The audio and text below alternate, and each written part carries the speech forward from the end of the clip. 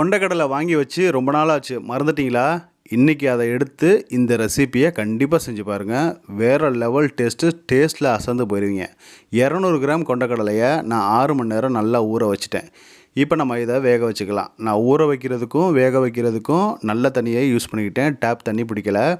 நல்லா வாஷ் பண்ணிவிட்டு 1/2 table spoon அளவுக்கு கல் உப்பு சேர்த்துக்கிட்டு நல்லா மிக்ஸ் பண்ணி விட்டு இதை 2 விசில் வச்சு நல்லா வேக வச்சு எடுத்துக்கலாம். இப்போ நம்ம மசாலா செய்ய ஆரம்பிச்சிடலாம். 8 முந்திரி சேர்த்துக்கலாம். முந்திரி எந்த அளவுக்கு சேர்க்குறோமோ அந்த அளவுக்கு நமக்கு நல்ல டேஸ்ட்டு. அடுத்ததாக பே லீஃப் அப்படின்னு சொல்லக்கூடிய பிரியாணி இலையை வந்து சின்ன சின்னதாக கட் பண்ணிவிட்டு ஒரு 1/2 இலை வந்து சேர்த்துக்கலாம். அடுத்ததாக 1/2 டீஸ்பூன் அளவுக்கு சோம்பு சேர்த்தாச்சு. இப்போ கல்பாசி கொஞ்சோண்டு சேர்த்துக்கோங்க. அடுத்ததாக 2 சில்லு தேங்காவை சின்ன சின்னதாக கட் பண்ணி சேர்த்துக்கிட்டேன். அடுத்தது 3 கிராம்பு, சின்ன அளவுக்கு பட்டை, ஏலக்காவை உடச்சி சேர்த்துட்டேன். அடுத்ததாக மல்லி இலைகள் சேர்த்துட்டு இதை எல்லாத்தையும் நல்லா மிக்ஸ் பண்ணணும்.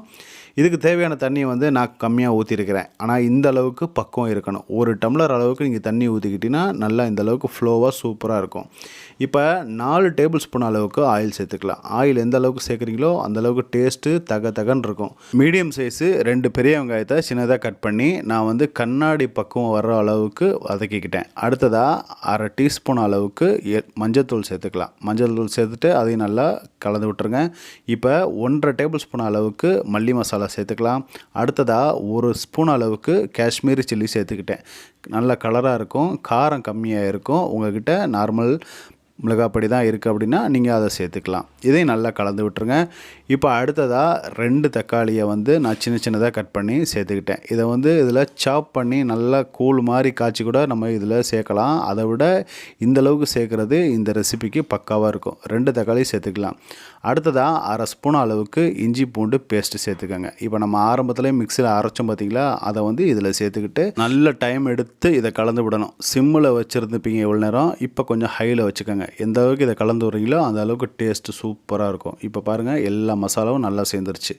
1/2 ஸ்பூன் அளவுக்கு நம்ம கல் உப்பு சேர்த்துக்கலாம். நம்ம ஏற்கனவே வேக வைக்கிறதுக்கும் ஸ்பூனு சேர்த்தோம். இப்போ ஒரு 1/2 ஸ்பூன் அளவுக்கு சேர்த்துருக்கோம். இதுக்கு மேலேயும் உங்களுக்கு உப்பு தேவைப்படுது அப்படின்னா நீங்கள் டேஸ்ட்டு பார்த்துட்டு சேர்த்துக்கோங்க. இப்போ நல்லா நமக்கு ரெடி ஆயிடுச்சு.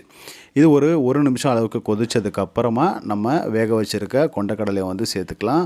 கொண்டைக்கடலையை சேர்த்துட்டு அது உடையாமல் நசுங்காமல் மேலேயும் கீழேயும் நல்லா அழகாக இந்த மசாலாவில் பரட்டி விடுங்க. செம்ம டேஸ்ட்டாக சூப்பராக ரெடியாகும். இப்போ நம்ம அடுத்ததாக இதில் வந்து நம்ம தண்ணி சேர்த்துக்கணும் கொஞ்சம். அதுக்கு வந்து நான் கொண்டைக்கடலை வேக வச்ச தண்ணியே வந்து அழகாக எடுத்துக்கிட்டேன். இதில் வந்து நம்ம நல்ல தண்ணி எடுத்தனால இந்த தண்ணியை யூஸ் பண்ணிக்கிறது நல்லதாக இருக்கும். இப்போ 1/2 ஸ்பூன் அளவுக்கு மிளகுத்தூள் சேர்த்துட்டு இதையும் நல்லா கலந்து விடுங்க. இப்போ அடுத்ததாக இப்போ நம்ம இதை ஒரு 1 நிமிஷம் அளவுக்கு மூடியை போட்டு வேக வைக்கணும். கொண்டைக்கடலை ஏற்கனவே வெந்திருந்தாலும் இந்த மசாலா நல்லா வேகணும், பச்சை வாசனை போகணும். அதுக்காக 1 நிமிஷம் அளவுக்கு நான் வந்து மூடியை போட்டு மூடிட்டேன். இப்போ திறந்து பார்த்துருக்கேன் பாருங்கள், ஓரளவுக்கு நமக்கு எல்லாமே நல்லா செட்டில் ஆயிடுச்சு. ஒரு தடவை கலந்து விட்டுட்டு மறுபடியும் மூடியை போட்டு மூடி விட்டுருங்க. 2 நிமிஷம் கழித்து ஓப்பன் பண்ணியாச்சு. அவ்வளோதான், சூப்பராக செட்டில் ஆயிடுச்சு. நல்லா தகன்னு அருமையாக இருக்குதுங்க. செம்ம டேஸ்ட்டாக இருந்துச்சு. இதில் கடைசியாக நம்ம மல்லி இலைகளை வந்து மலைச்சாரல் மாதிரி தூவி விட்டுட்டு நல்லா கலந்து விடுங்க. அந்த வாசனை வந்து அப்படியே கடைசியில் நின்று பேசும். சூப்பரான டேஸ்ட்டு. சப்பாத்திக்கெல்லாம் இந்த சைடிஷு பக்காவாக இருக்கும். நீங்கள் கடைசியாக ஒரு தடவை உப்பு பார்த்துக்கோங்க எந்த அளவுக்கு இருக்குன்ட்டு. நல்லா கலந்து விட்டுருங்க. மல்லி இலைகளை போட்டதுக்கப்புறம் நல்லா கலந்து விட்டுட்டு நம்ம இப்போ எடுத்து சர்வ் பண்ணலாம். தொட்டுக்க வைக்கணும்னு தனியாக செய்யணும் அப்படிங்கிற அவசியமே கிடையாது. கொண்டைக்கடலையை வச்சுக்கிட்டே சூப்பராக சாப்பிட்றலாம். ஒரு அப்பளம் போதும் இந்த சைடிஷ்க்கு. கண்டிப்பாக நீங்கள் இதை ட்ரை பண்ணிவிட்டு உங்கள் ஃப்ரெண்ட்ஸ் அண்ட் ஃபேமிலிக்கு ஷேர் பண்ணுங்கள். அடுத்து இதே மாதிரி ஒரு இன்ட்ரெஸ்டிங்கான வீடியோவில் நான் உங்களை சந்திக்கிறேன்.